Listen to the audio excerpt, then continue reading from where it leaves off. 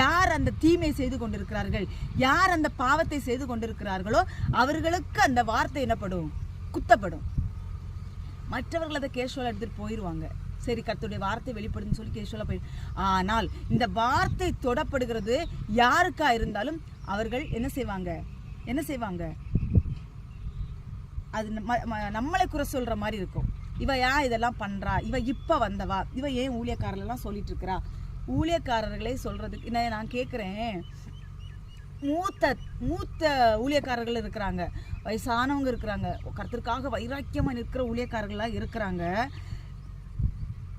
ஏன் அவங்களுக்கெல்லாம் இந்த வார்த்தைகள் குத்தப்படலை அப்படின்னா, கர்த்தருக்காக உண்மையாய் வைராக்கியமா ஓடுகிறவர்கள் இந்த வார்த்தையை மைண்ட்ல எடுத்துக்க மாட்டாங்க. அப்படின்னா அங்கத்தான் எந்த இதுவும் இல்லையே, கரைகளும் இல்லையே. அவங்க தேவனுக்காக பிரயாசப்பட்டு ஓடிக்கொண்டு இருக்கிறார்கள். அவர்கள்ட்ட எந்த கரைகளும் இல்லை.